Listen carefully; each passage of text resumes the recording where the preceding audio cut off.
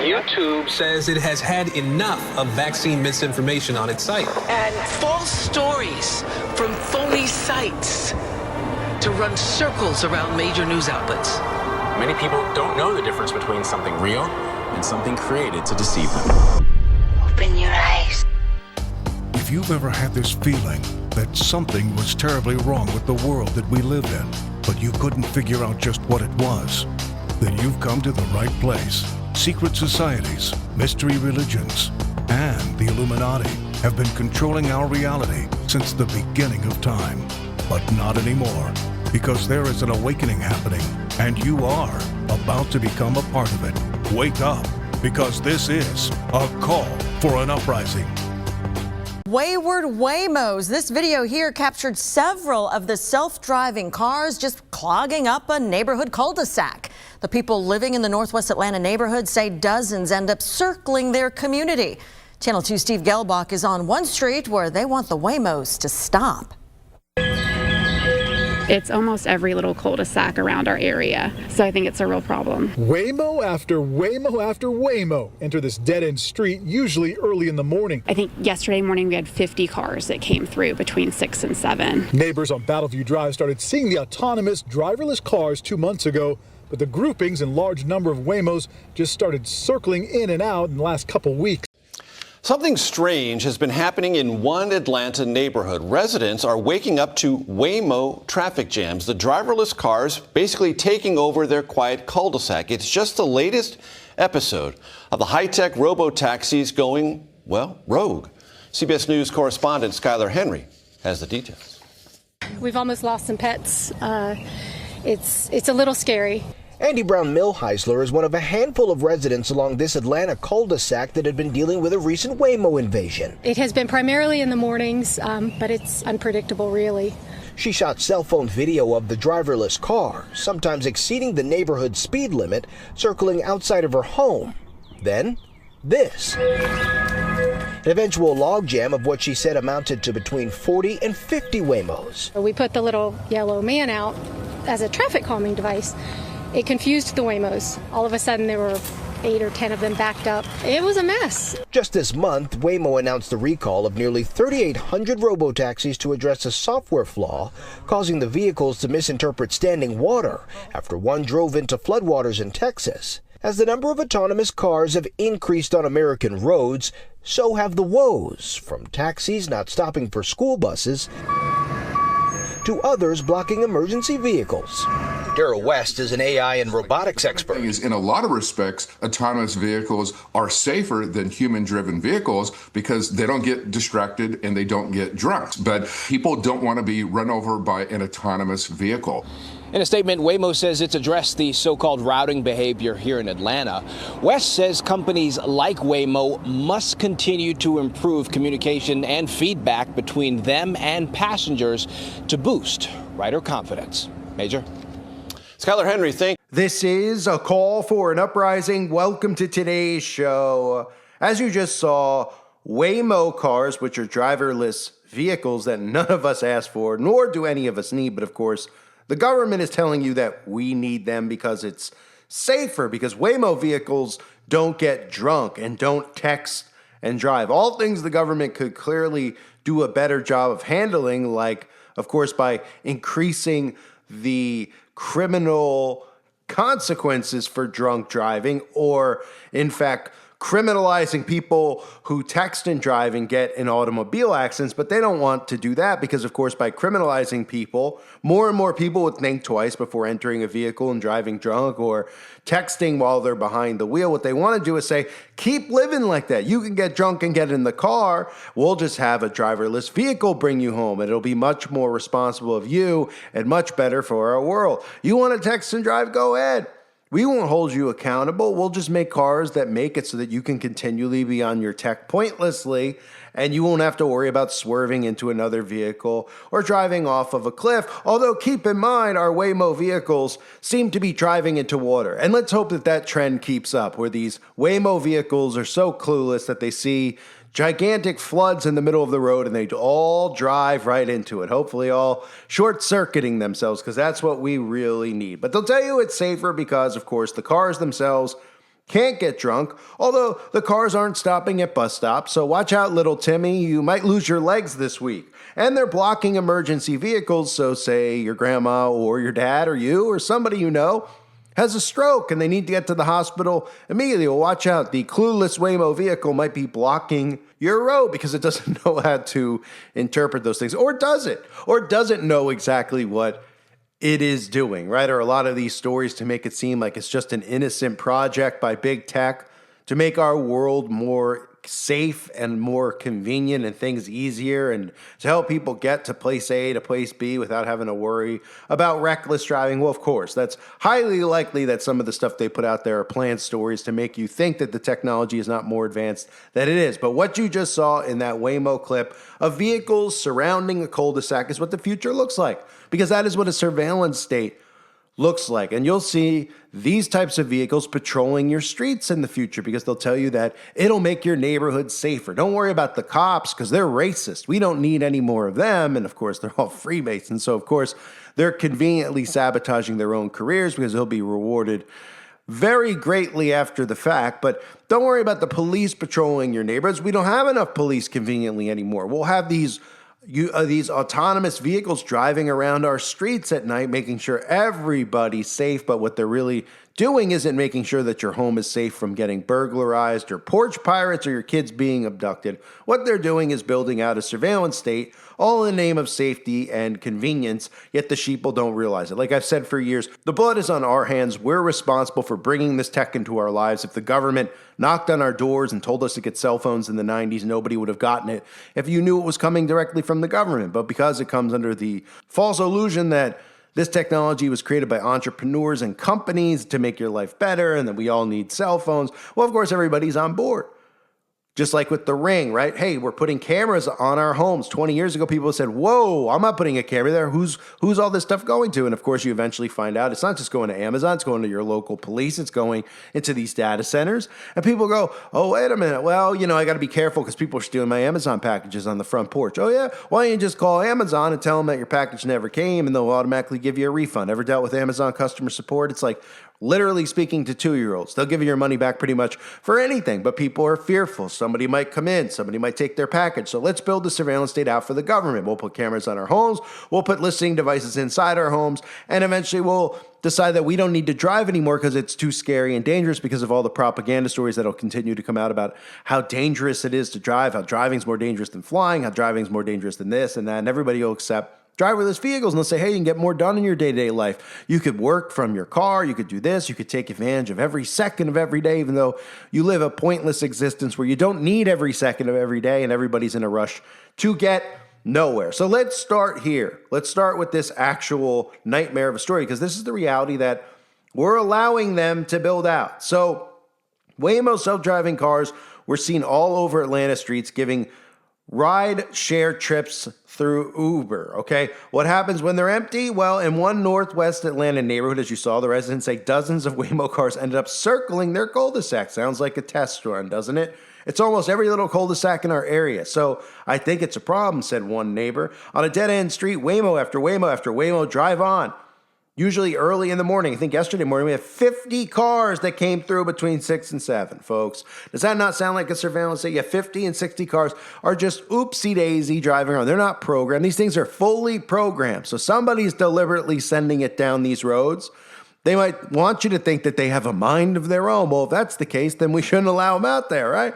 But they're not taking accountability because they're doing test runs. Let's see if we can have them circle this area. We'll have them circle this area. Let's see how people respond to these cars circling their area, right? And guess what's scarier about this? More people are going to be afraid of a car driving around your neighborhood when they see somebody behind the wheel thinking, there's a man driving around my development. He might be looking to abduct or break into our homes, than they would be of seeing these because they're going, well, it's just short-circuiting. Well, it's just confused, right? Yeah, confused till it drives you off the cliff or runs over somebody like, let's say, a call for an uprising, right? So residents of Battleview Drive say they started seeing the autonomous driverless cars about 2 months ago, but the groups and large numbers of Waymos just circling in and out and started the last couple of weeks. The neighbors shared videos of the cars, as you all saw. One resident put a Step 2 Kid sign up in the street. It blocked all the Waymos from entering the cul-de-sac. But how that played out was a surprise for those living there. We had at one point 8 Waymos that were stuck trying to figure out how to turn around. The Waymos are empty and not picking up anyone, and parents are worried, saying it's not just excessive, but dangerous. Well, soon we could put a Tesla bot inside of the Waymo in the passenger seat, so that way they'll drive around aimlessly, and then those can get out and actually abduct your children, right, and bring them underground for ritual sacrifice. Although we all know the government doesn't need to do that anymore because they've been breeding children for a long period of time and getting away with it. And people aren't aware of the fact that they don't just abduct, they breed children that you never hear about that just are bred for sacrifice. But nonetheless, people go on to say we're families, we have small animals and pets, got kids getting on the bus in the morning, and it doesn't feel safe to have that traffic. Well, that's exactly what this news story is out there for. It's a test run to see how you respond and to, of course, condition you or desensitize you, right? Because the more stories you hear about this with no real bad things happening, the more people go, whatever, I heard about it in Atlanta. Now it's happening in New York. Now it's happening there and there. Just like drones popping up, just like all these stories. They do it to desensitize you. The first time you hear it, you go, whoa, that's spooky. Because you're not used to driverless vehicles yet. 5 years from now, you'll say, who cares? I'd rather have driverless vehicles circling my development. Oh, and now we're finding out that they're circling your development and they're recording to protect you. Oh, that's even better. I love it. Then, of course, to have a human being, right? Especially if you're a Democrat, maybe it's a MAGA guy. You don't want him around and vice versa because of the psychological war that they've created where people can't stand the sight of one another and like their technology more. That's a technocracy that they're building out here, isn't it? All right, so people over time will hear these stories. They'll say, nothing happens. They just drive around. It's cute, they'll say probably, right? Look at them trying to figure out how to get out of here, right? Yeah, drive down to my cul-de-sac. Well, I'm not American anymore, but if I was, I'd love one of these to circle around my development. I'd hit it with a bazooka. But of course, don't you dare think about that because if you blow up or you try to put some nails in the road and short circuit these things or cause these things not to be able to drive, well, you'll be more liable than a rapist in the United States of America, which is exactly why people like me have fled the country. But nonetheless, someone says we would just like to see them stay on traffic main roads. So here's a solution. Well, just stay on the main road. So come in our cul-de-sac. So the fact that we're even accepting these in our society just shows you not only how dumb people are, but how people are just willing to go, okay, I'm fine with the driver's vehicles. Just I don't want them circling around my home, right? But again, eventually they will be because eventually they'll be told they're protecting you. And look, the driverless vehicle caught a FedEx driver who was trying to abduct a little kid. Right? You'll hear stories over time of how these things are rescuing people, not just driving into flooded roads. And people go, that's great, right? And of course, when they call Waymo, what did Waymo say? Waymo goes, we don't know what's going on.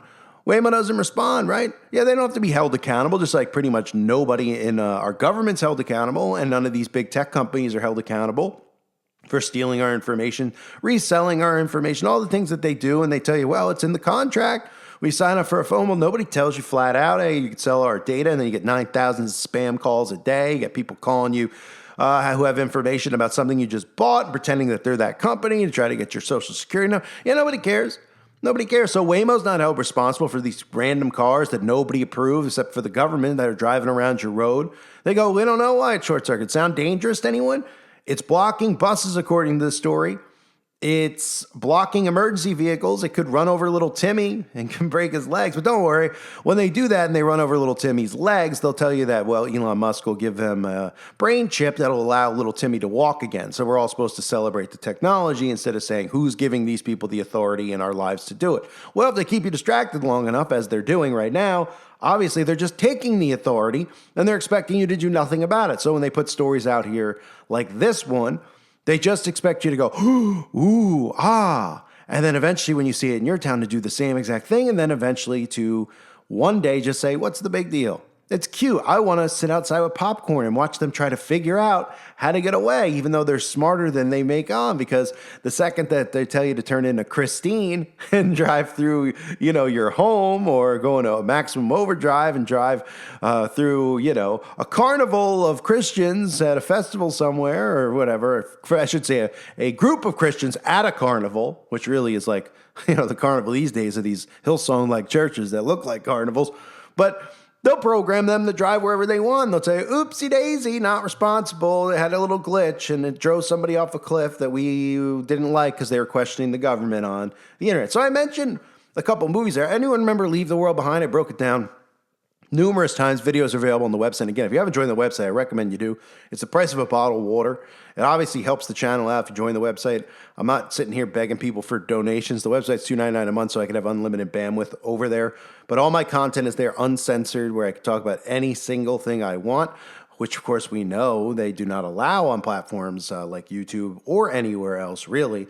And the website, again, a forum over there where you can interact with other people. My thousands of videos that are archived are over there, and help support the channel. And the more support the channel gets, the more content I can make. But nonetheless, I talked about leave the world behind. So when you see that story with the Waymos, does this scene look familiar to you?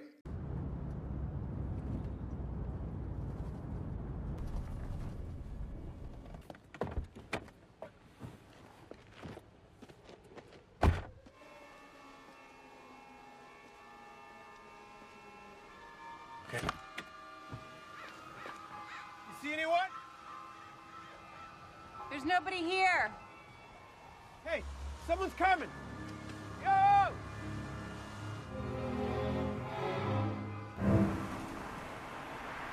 Clay, get in the car! Oh, wait, shouldn't we wait and talk to him? Get in the fucking car right now! All right. What are you doing?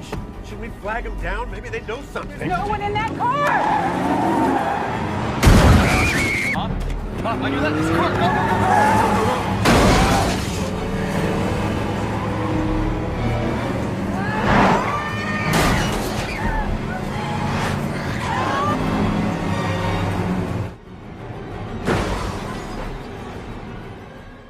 Right, it's right out of a movie, right? Because, of course, these movies are all made to desensitize us and prepare us for what is to come. And that's why you see movies like Terminator becoming a reality, movies like Leave the World Behind becoming a reality. And that's not the only one where we've seen out-of-control driverless vehicles. How about Christine, right? Christine, I mentioned it earlier, or Maximum Overdrive. I mentioned that as well, and I'll show you a clip in a few minutes of those two, because predictive programming is all over the place when it comes to driverless vehicles. And who wrote those two stories, Christine and Maximum Overdrive? Oh, Stephen King wrote Maximum Overdrive. Who wrote Christine? Oh, Stephen King wrote Christine, right? Remember Stephen King? Here he is. There's Stephen putting this little goofy photo of him, showing you one eye symbolism, right? Or how about he's just wearing a shirt here that says "We never sleep" with an all-seeing eye on it. I can go on and on for days about Stephen King. Here he is with his bunny ears, of course. That has nothing to do with that red liquid that all these people love so much. Here's Stephen King with his arms across his chest, which is the Osiris risen symbolism that you see all of these Satanists like Elon Musk do over and over. It's another symbol like the all-seeing eye that they get a free pass for, right? Everybody wants to be like King Tut, right?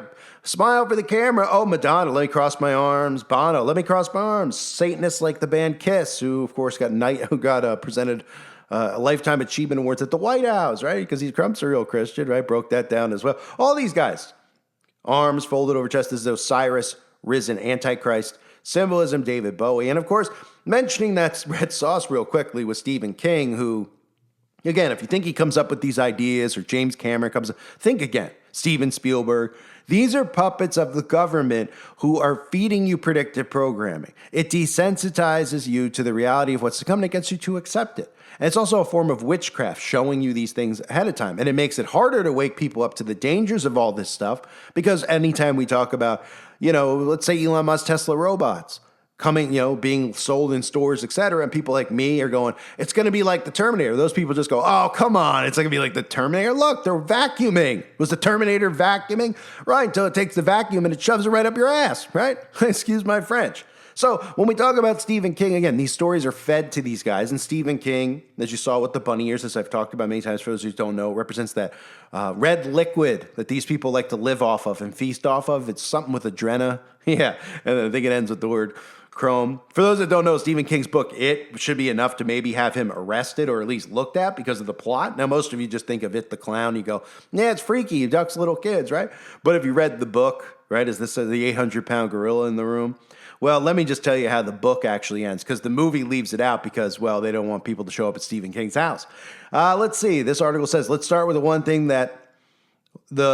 from the book that everybody always talks about, and that's the sex scene. After the Losers Club defeats Pennywise for the first time, they get lost in the sewer and can't find their way out, so underground. Their solution is a head scratcher. Well, not to Stephen King, it's not, because he's partaking in this daily. And that it involves every member of the Losers Club. Keep in mind, these are all young little children having sex with Beverly. When this act is done, their bond is complete.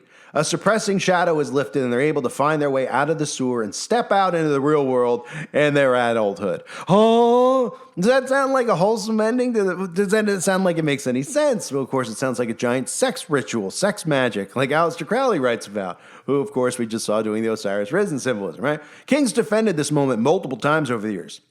Of course he has, because it's art. He says, I could write about all these kids banging one another because I'm Stephen King and I write art. And it doesn't happen in real life, right? Because Stephen King's underground committing these acts. So, he said, he's defended multiple times, acknowledging that sensitivity to child sexuality is much stronger today than it was when he wrote the book. Oh, is that true? Well, that's because most people weren't reading the book, at least good people back then. The media wasn't as all over the place where you can consume media like we can now on our phones. Everywhere we turn is media. Okay. People were very aware. Go look at the McMartin preschool trial in the 80s. Okay.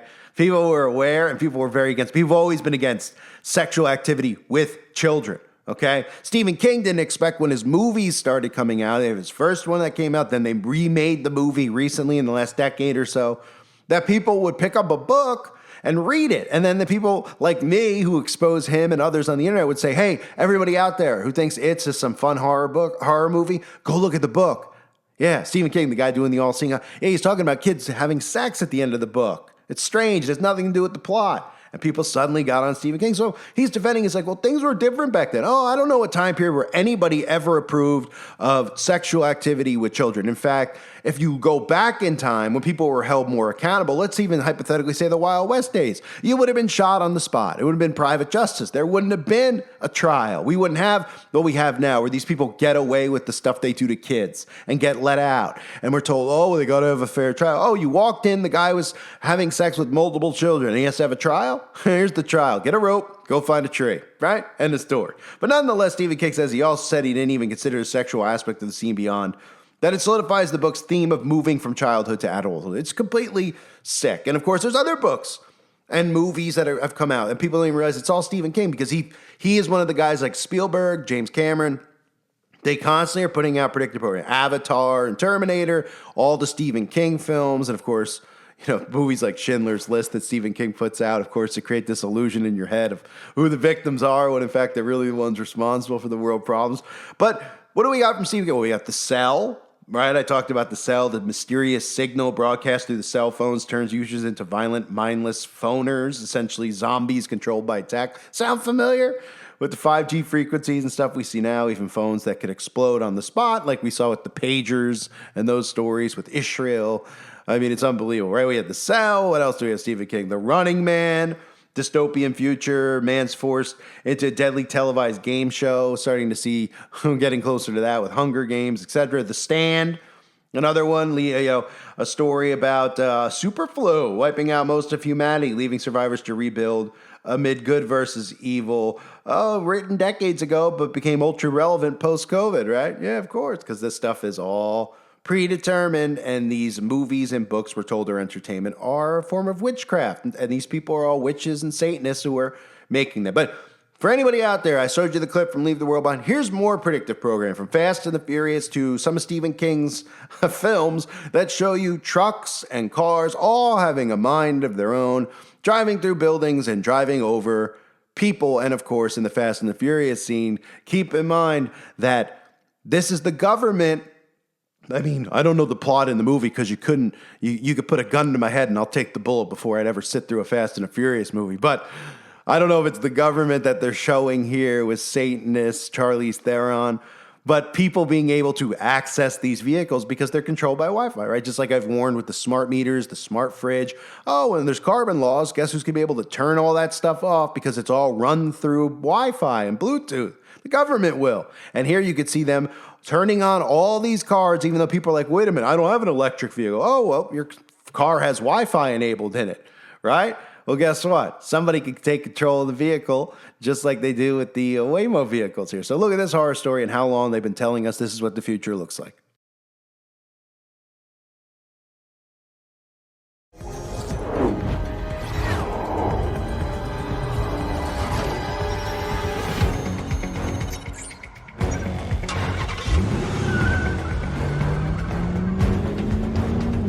It's zombie time.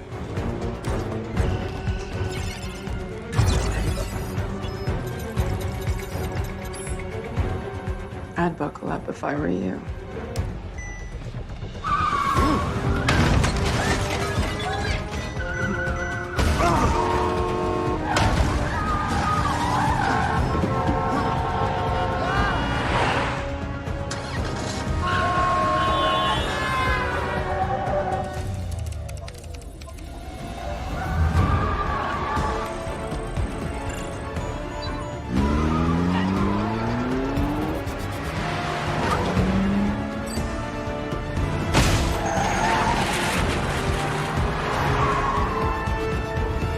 Safety sensors overridden.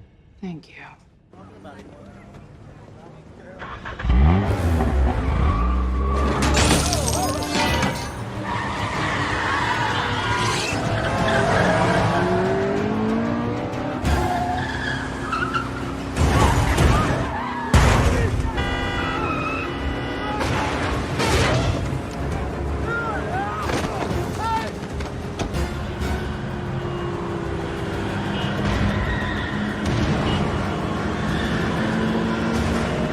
Target the motorcade.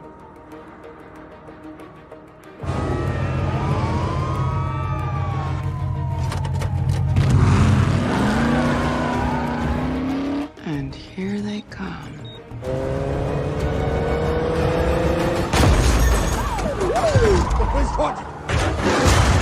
Ouch.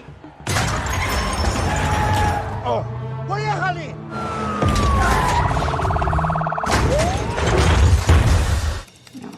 Police escort down. Take out the lead and follow cars.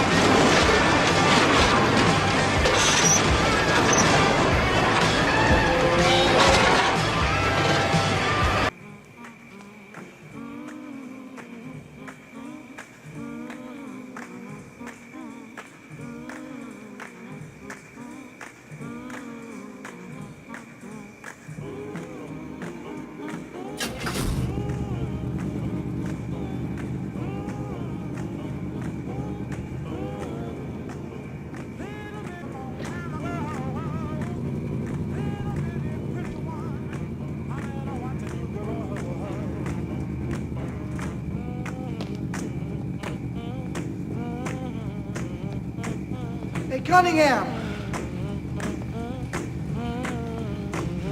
Is that you, Cunningham?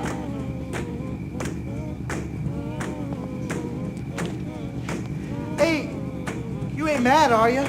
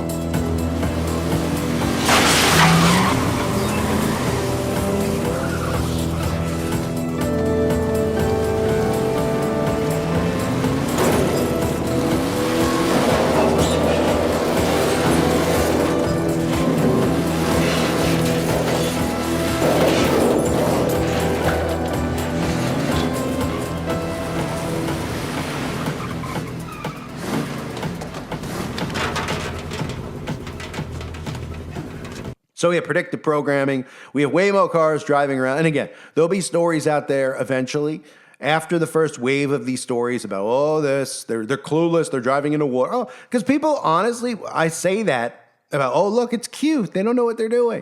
People really do think like that. And they go, oh, it's innocent. Look at them trying to figure it out like little babies, right? Because people love their tech instead of going, get them the F off the roads.